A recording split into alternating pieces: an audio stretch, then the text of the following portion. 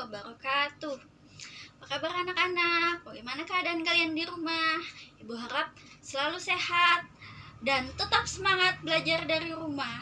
Bertemu dengan Bu Raudah dalam mata pelajaran Pendidikan Pancasila dan Kewarganegaraan. Oke, langsung saja berikut pemaparan materi dari Ibu.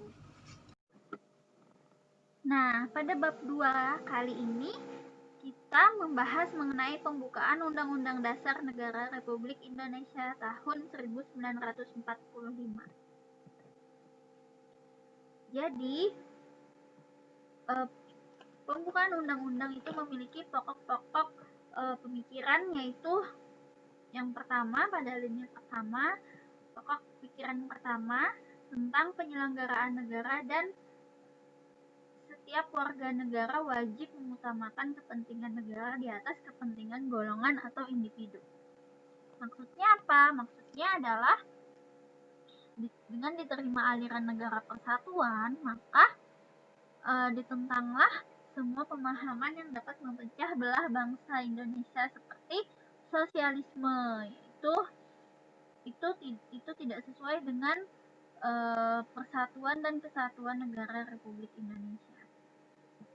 Pokok pikiran kedua adalah hendak mewujudkan keadilan sosial yang didasarkan pada kesadaran bahwa manusia mempunyai hak dan kewajiban dalam kehidupan masyarakat.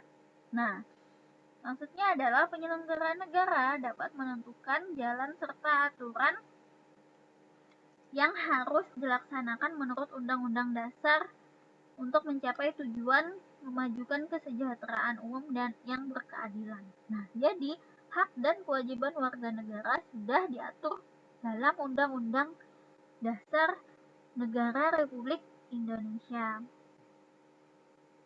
Kemudian pokok pikiran ketiga yaitu kedaulatan berada di tangan rakyat dan dilaksanakan menurut Undang-Undang Dasar.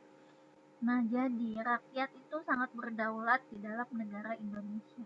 Yang keempat adalah pokok pikiran keempat, bertakwa kepada Tuhan Yang Maha Esa menurut dasar kemanusiaan yang adil dan beradab dengan menjunjung tinggi harkat dan martabat manusia atau nilai kemanusiaan yang luhur. Jadi, pada pokok pikiran keempat itu dinyatakan bahwa kita, rakyat Indonesia, itu memiliki agama yang berbeda-beda, sehingga ada 5 agama yang diakui oleh Indonesia dan semua agama itu tetap dihormati. Semua pemeluk agama itu dianggap sama, memiliki hak dan kewajiban yang sama sebagai warga negara Indonesia, yang dilindungi, yang dijaga harkat, kehormatan dan martabatnya. Nah, ini adalah gambar proklamasi yang menjadi semangat kita ya untuk meneruskan kemerdekaan Indonesia,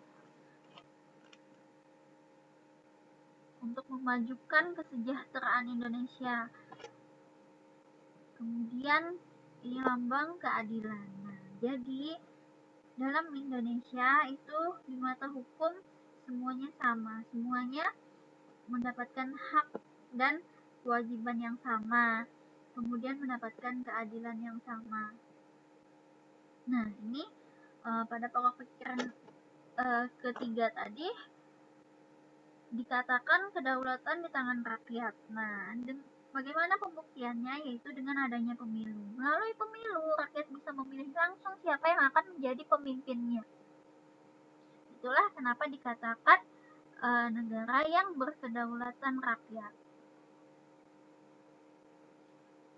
Nah, ini adalah gambaran pokok pikiran keempat. Jadi, di Indonesia dengan adanya kerukunan antar umat beragama, sehingga seluruh rakyat Indonesia bisa bersatu menyelenggarakan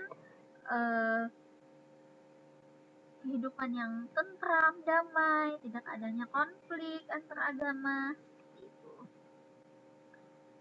Selanjutnya, arti penting pokok pikiran pembukaan Undang-Undang Dasar Negara Republik Indonesia tahun 1945. Nah, pokok pikiran yang terkandung dalam pembukaan Undang-Undang Dasar Negara Republik Indonesia tahun 1945 adalah sumber hukum tertinggi di Indonesia.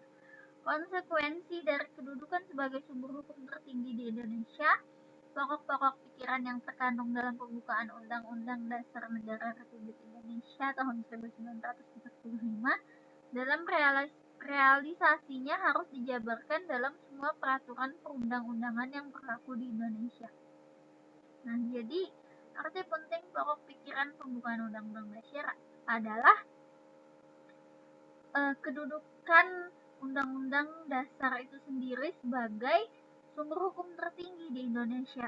Kemudian hukum-hukum atau aturan-aturan yang dibuat setelahnya itu harus melihat kembali apa isi dari Undang-Undang Dasar sebagai tolak ukurnya. Seperti itu.